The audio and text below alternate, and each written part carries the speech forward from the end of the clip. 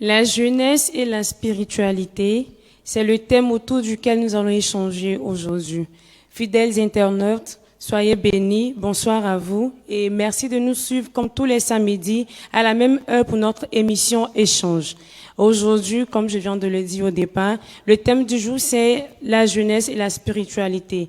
Et j'ai avec mon deux invités, parmi lesquels nous avons l'honneur encore de recevoir parmi nous un grand homme de l'église Triomphe de Gloire, l'un de nos pasteurs qui va se présenter tout de suite. C'est le moment donc de bien se positionner, de faire signe à vos différents amis, de se connecter sur la page Triomphe de Gloire pour ne rien manquer à cette belle occasion et surtout recevoir sa grâce et aussi son enseignement. Soyez donc disposés. Chers invités, merci à vous et soyez les bienvenus sur le plateau de notre émission Échange. Vous allez vous présenter, pasteur, nous t'écoutons. Ok, moi c'est le pasteur Yves Bessé, pasteur assistant à la mission évangélique Triomphe de Gloire. Amen, merci pasteur. Cher frère, présente-toi s'il te plaît. Moi je me nomme Kwasibo Aimé César, protocole de l'homme de Dieu, du prophète Justus Diomandé. Amen, soyez bénis. Alors, bonne arrivée encore. Merci. Et je veux commencer par notre pasteur. Le thème, la spiritualité, la jeunesse et la spiritualité. Est-ce que pasteur peut nous donner un peu une définition du mot spiritualité? Ok, parlant de la spiritualité, d'abord j'aimerais, avant toute chose, comme vous avez introduit, nous n'avons pas fait de prière. Donc permettez au moins en quelques secondes que nous prions rapidement avant de pouvoir commencer toute chose. Nous te rendons grâce, notre Dieu, notre Père, pour ce temps, ce moment. Nous prions que notre personne soit effacée. Et nous prions que les internautes soient édifiés et que Jésus-Christ soit reconnu pour vrai. Amen. Amen. Ok, parlant de la spiritualité, je pourrais la définir comme le dictionnaire le dit. La spiritualité, c'est ce qui concerne la doctrine ou la vie centrée sur Dieu et les choses. Mais en général, la spiritualité est un caractère qui est dégagé de la matière et des sens. Donc voilà ce que le dictionnaire nous donne comme définition par rapport à la spiritualité. Amen. D'accord, merci pasteur. Je pense que nous allons revenir encore sur le sujet. Frère Aimé, dis-nous un peu, quand on parle de jeune, la jeunesse, pour toi c'est quelle tranche d'âge en tant que jeune? Dans quelle norme nous pouvons parler de la jeunesse? Ok, je voulais dire merci à l'équipe de la jeunesse pour cette très belle initiative. Je pense qu'il y a eu déjà un débat auparavant, la jeunesse et la croissance de l'Église. La croissance de l'Église. Je pense que notre Père spirituel a eu le temps de définir la jeunesse. Il a dit comme ça que la jeunesse, c'est quelqu'un qui sait déjà ce qu'il veut sur cette terre. Et la jeunesse aussi, c'est quelqu'un qui atteint la puberté et toutes les mesures qui accompagnent la puberté. Et pour dire que la jeunesse, après la définition de notre père spirituel, je pourrais dire que la jeunesse, c'est à partir de l'âge de la maturité à 18 ans, généralement, que je peux ainsi dire que la jeunesse d'une église, c'est ceux qui savent ce qu'ils veulent et qui savent ce qu'est le bien et le mal. Donc, dans un premier temps, c'est ce que je voulais ajouter aux définitions que le pasteur a données au travers du dictionnaire. Amen, merci beaucoup. Pasteur, je me retourne encore vers vous. D'accord. Est-ce qu'il y a plusieurs types de spiritualité? Ok. Oui, il y en a plusieurs. La spiritualité est quelque chose qui est vaste. La spiritualité est définie sur plusieurs angles. Vous voyez, la spiritualité d'abord même est différente de ce qu'on appelle la religion. La spiritualité parle de l'esprit. Parle de l'esprit, parle de l'âme, parle du corps. La religion parle uniquement que de Dieu et d'un principe ou d'une doctrine. Vous voyez déjà, la spiritualité est quelque chose qui est vaste. C'est pourquoi, avant de poursuivre, j'aimerais demander à la jeunesse de nous permettre d'être centré sur quelque chose de bien précis. Parce que le thème, il est vraiment vaste. Même si on commence, ce n'est pas sûr qu'on termine. Effectivement. Parce que quand je prends la Bible, déjà même dans une portion des Écritures, vous allez comprendre, en Somme, le chapitre 119, le verset 9, il dit « Comment le jeune homme rendra-t-il pur son sentier en se dirigeant d'après ta parole ?» Vous voyez un peu. Donc c'est quelque chose qui est vraiment, vraiment, comme je le disais, tellement vaste.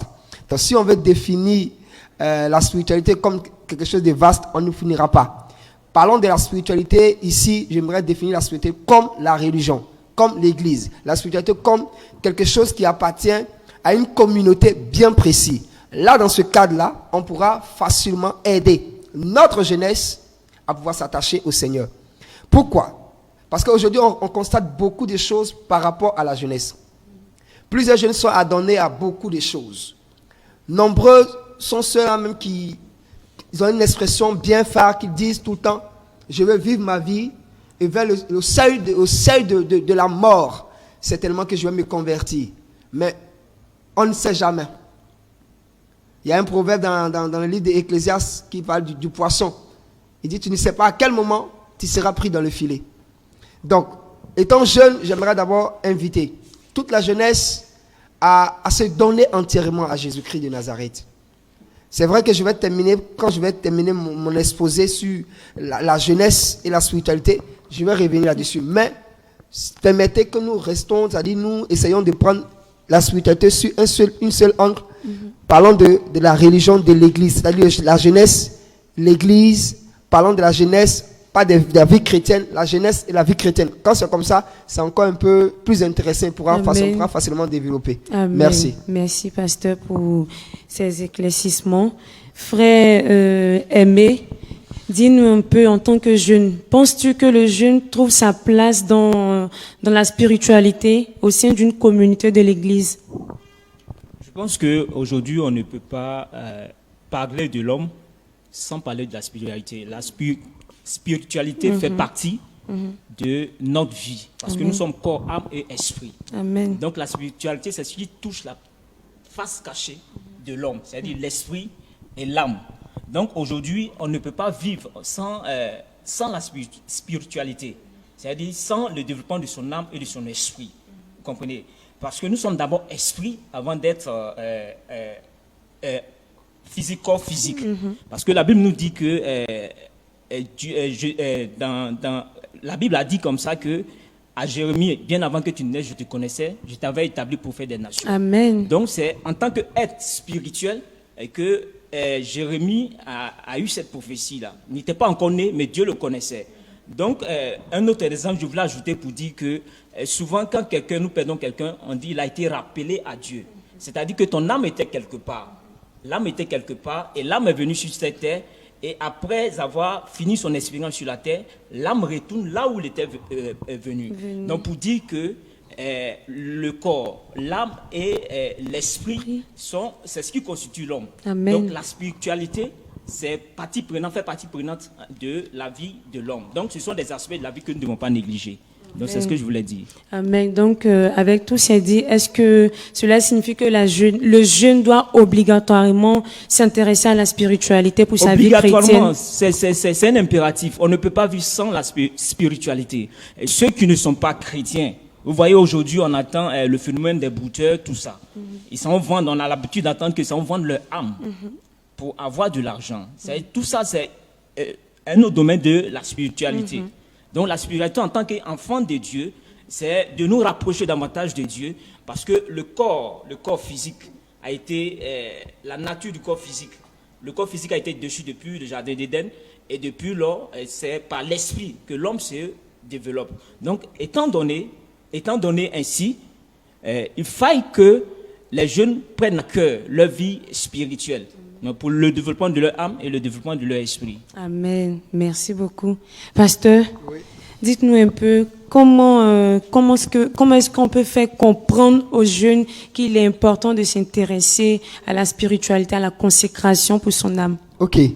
Pour tout jeune, comme je le disais tantôt, vous voyez que dans les Écritures, il y a plusieurs jeunes qui ont commencé très tôt avec Dieu. Il y a un exemple palpable même. Il y a un homme qu'on appelle Josué. Quand vous lisez Nombres chapitre 11, le verset 28, vous allez comprendre que Josué, dès sa jeunesse, je pourrais définir, dès sa jeunesse, s'était donné entièrement. La Bible dit Josué, serviteur de Moïse. Donc, dès sa jeunesse même, il était aux ordres de quelqu'un qui était hautement spirituel. Amen. Quelqu'un qui était ancré dans une spiritualité. Au point que, il y a quelque chose qui m'a marqué dans la vie de ce jeune homme. c'est que la Bible dit que Dieu avait dit une parole très forte à Moïse. Il a dit à Moïse, monte-toi sur la montagne. Et la Bible dit que Moïse est monté avec Josué. Étant monté avec Josué, Dieu n'a rien fait à Josué. Mais la Bible dit que tous ceux qui sont approchés de cette montagne, la Bible dit que la colère de l'Éternel les a enflammés. Vous voyez que la spiritualité a atteint un certain niveau où ce n'était plus Josué en tant que Josué, mais c'était Moïse en miniature qui était monté sur la montagne avec Josué. Vous voyez un peu où ça peut nous conduire. Amen. Maintenant, la jeunesse de l'Église. Il y a plusieurs types, il y a plusieurs exemples dans la Bible. Même quand tu vas tout de suite, même vous allez, je vais vous lire une portion des Écritures. À 1 Timothée chapitre 4, le verset 12 à 13, on dit que personne ne méprise ta jeunesse. Amen. Sois un modèle pour les fidèles. En parole, en conduite, en charité, en foi, en pureté. Et l'apôtre Paul dit à son fils, jusqu'à ce que je vienne, applique-toi à la lecture, à l'exhortation et à l'enseignement. Amen. Voilà comment, ici un peu défini, une jeunesse peut fuir. Ou une jeunesse peut être je pourrais dire, protégée de beaucoup de phénomènes qui se produisent dans ce monde. Parce Amen. que la jeunesse est la proie, est la cible de l'ennemi, de Satan. Satan sait très bien que si une jeunesse est atteinte, comme on le dit certaines personnes, quand la jeunesse est touchée, c'est sûr que la nation va s'effondrer. Donc vous voyez qu'un jeune, il nous est impératif de nous accrocher, de nous donner entièrement au Seigneur Jésus-Christ, afin que notre jeunesse puisse être heureuse. Vous voyez, voici un exemple palpable, ma personne elle-même. Très tôt, j'ai eu la grâce, je dis bien, j'ai eu la grâce de connaître le Seigneur. Amen. J'ai eu la grâce. Et depuis lors, ça m'a permis de cadrer beaucoup de choses. Certes, étant jeune, il y a beaucoup d'erreurs que nous commettons. Mais connaissant le Seigneur, il y a des erreurs que nous allons éviter afin que non seulement sur terre, nous soyons heureux, mais que nous, après cette terre, nous soyons encore plus heureux. Amen. Amen. Merci, pasteur. Alors, pasteur, donnez-nous un peu les attitudes que le jeune doit avoir pour, on va dire, lors d'une consécration ou dans la spiritualité. Ok, je le disais tout à l'heure dans 1 Timothée chapitre 4, il dit, sois un modèle. Vous savez, la jeunesse, je pourrais dire, est le miroir de l'église. Une jeunesse bien enseignée, l'église grandira. Mais une jeunesse mal éduquée, l'église va s'effondrer. Amen. S'effondrer du moins. Vous voyez qu'aujourd'hui, quand tu regardes la tranche d'âge, ça fait très mal. Le frère Aimé a dit tout à l'heure le phénomène des enfants brouteurs. Mais l'enfant, il a appris quoi? Qu'est-ce qu'on l'a enseigné? Regardez, la Bible dit, comme je le disais tantôt, en Somme le chapitre 119, il dit, comment le jeune homme pourra-t-il se conduire bien? C'est en se dirigeant d'après ta parole. Un enfant qui est enseigné dès le bas âge, quand il reçoit l'éducation, il appliquera. Et s'il applique, le parent ou la mère est heureux. Mais quand l'enfant n'arrive pas à appliquer ce qu'on l'a donné comme éducation, ça devient un échec. Et l'échec d'une famille peut être l'échec de toute une nation. Donc une jeunesse qui a été ratée, une jeunesse qui a été bafouée, une jeunesse qui a été brimée, qui n'a rien compris, deviendra un problème. Donc aujourd'hui, la jeunesse est amenée à avoir une conduite saine, à avoir une consécration. La consécration, c'est quoi? C'est être mise à part. C'est distinguer d'eux. Être séparé d'eux. Aujourd'hui, le monde est en train de battre son plein. Satan aussi bat sa campagne. Et la jeunesse est je pourrais dire, est la cible principale. Aujourd'hui, tu vois certains chrétiens même se comporter comme des païens. La Bible même va nous donner certaines expressions. On dit, ayez au milieu d'eux une conduite saine. Amen. Une attitude. Vous voyez que le chrétien déjà même dépasse sa jeunesse, doit faire comprendre à l'autre que nous ne sommes pas du même bord. Je vous rends un témoignage. Un jeune homme chrétien engagé s'est vu être, excusez-moi de l'expression, s'est vu être abordé par un autre jeune homme, c'est-à-dire un autre jeune homme du même sexe que lui. Et il a dit au jeune homme, mais est-ce que tu sais à qui tu t'adresses? Le gars dit, mais tu es jeune comme moi. Il dit, non, je suis jeune comme toi, mais nous n'avons pas la même mentalité. Vous voyez un peu? Amen. Et du coup, il a tout de suite désarmé celui qui venait pour faire ses bêtises.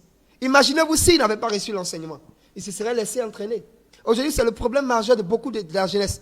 Puisqu'il n'a pas de bon enseignement, il se laisse entraîner. Mais à la mission évangélique Triomphe de gloire, notre jeunesse est tellement bien enseignée, Amen. tellement bien éduquée, qu'il y a des choses, même quand elles ne comprennent pas, elles ont recours. Et elles courent rapidement vers le pasteur afin d'être éduquées. Soyez bénis. Amen.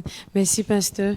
Frère aimé, dis-nous un peu à quel moment de ta vie chrétienne, je veux dire, à quel moment de ton quotidien, tu penses il est temps de se consacrer.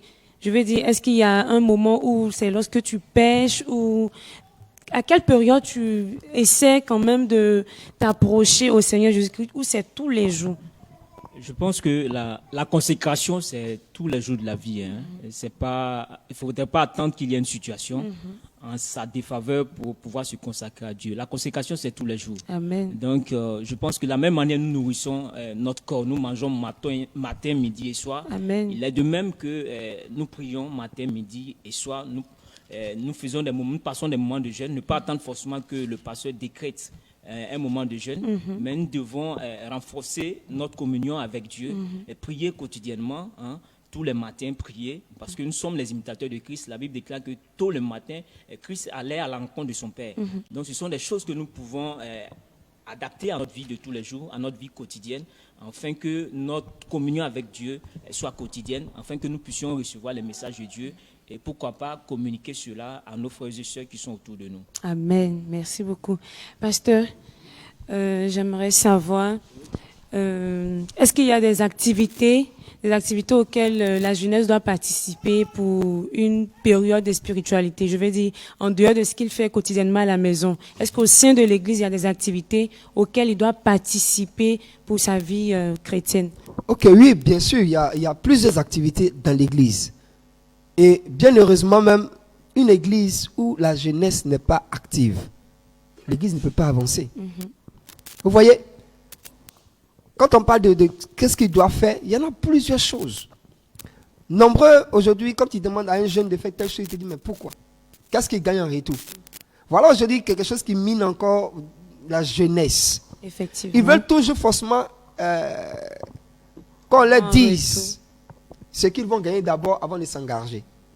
J'aimerais dire à la jeunesse qui m'écoute actuellement, il y avait un jeune homme dans la Bible très tôt, pour ne pas dire dès sa naissance.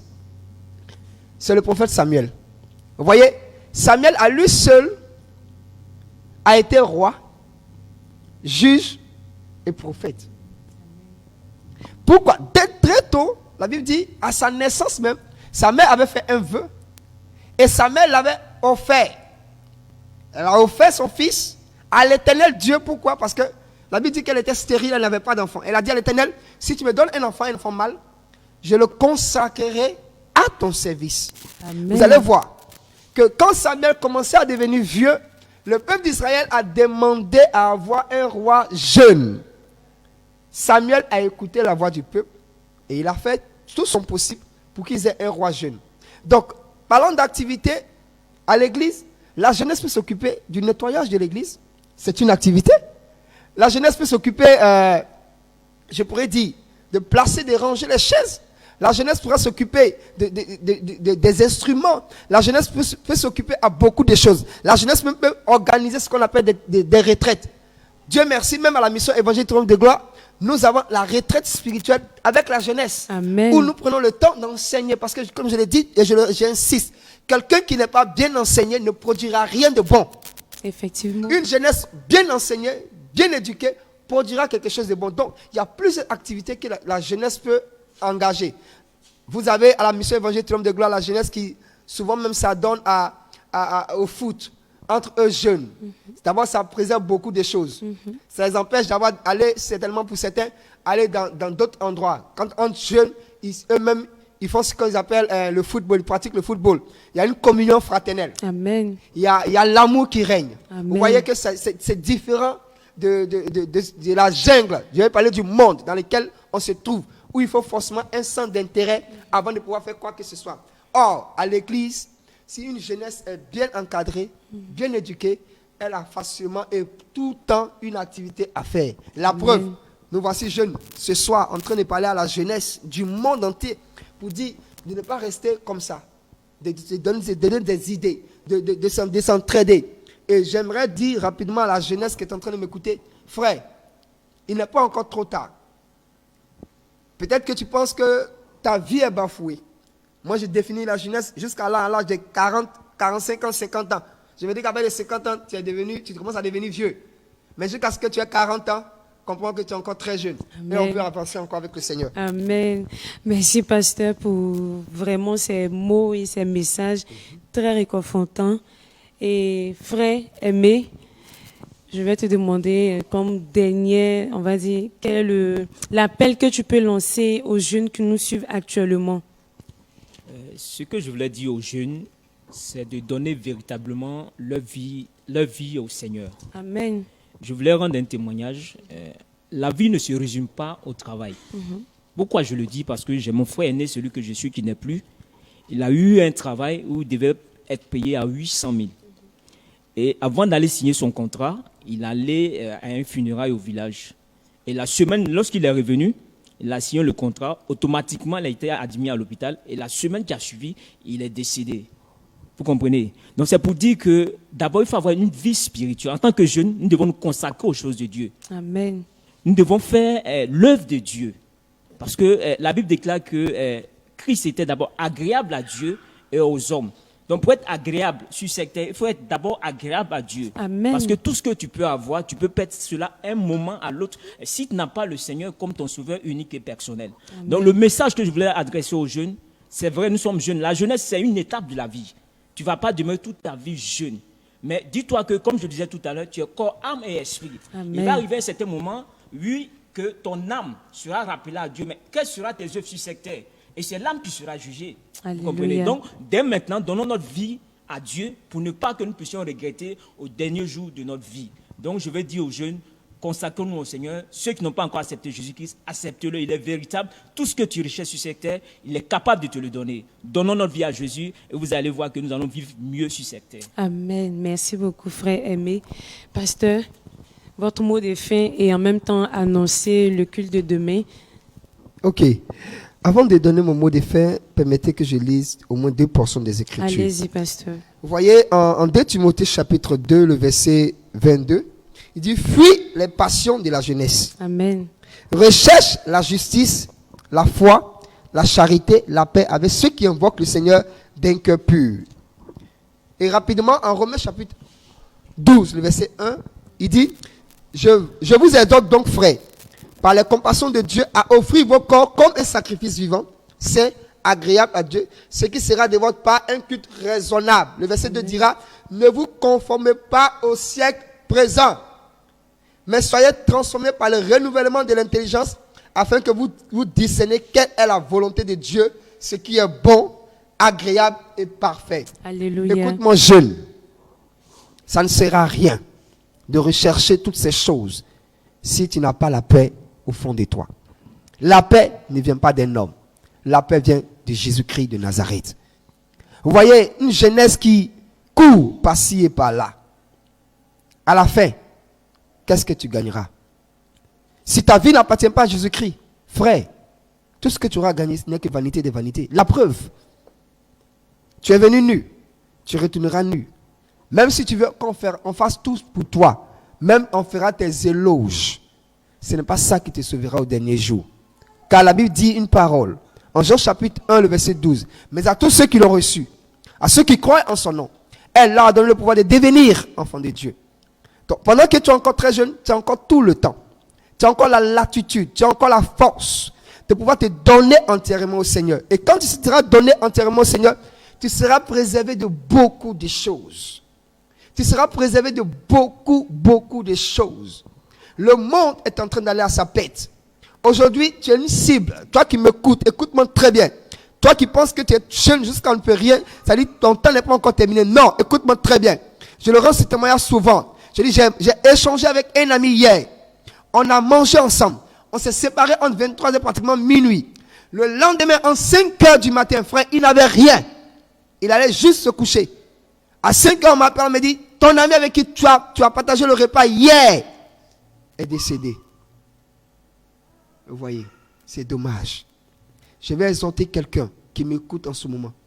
Pendant que tu es encore très jeune, donne ta vie à Jésus-Christ. Je t'assure, tu ne vas pas regretter. Tu ne vas pas regretter. Parce qu'il est réel, manifeste, palpable. Il n'est pas celui-là même qui est le Dieu des personnes âgées. Non. Amen. Il est le Dieu des jeunes. Et quand il prend quelqu'un qui est jeune, il fait avec toi des exploits que même la vieillesse ne peut permettre.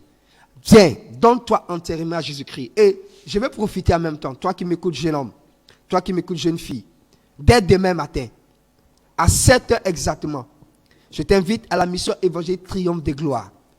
Demain nous allons traiter un thème vraiment important. La manifestation de l'homme. Comment tu vas te déployer en tant que jeune pour faire des exploits. Par la Bible dit, avec Dieu, nous ferons des exploits. Donc Amen. tu es invité demain, dès 7 heures, au premier culte qui se déroule de 7 heures à 10 heures. Le deuxième culte de 10 heures, de 10h15 du moins, à midi 30. Donc tu es invité à la mission évangélique Triomphe de gloire. Nous sommes à Abobo, Anador, précisément à la Casse. Que Dieu vous bénisse. Amen. Merci beaucoup à vous, chers invités. Et c'est sur ces mots que notre émission va prendre fin. Merci encore à vous, chers internautes, de nous suivre tous les jours à nos différents programmes.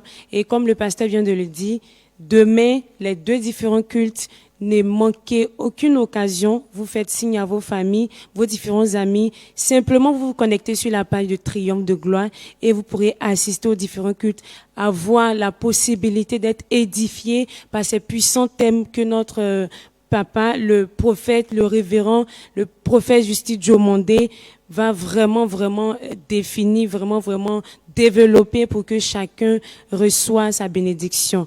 Et on se donne rendez-vous samedi prochain encore à la même heure pour un autre thème encore très intéressant. Que Dieu vous bénisse et passez un très bon week-end. Au revoir.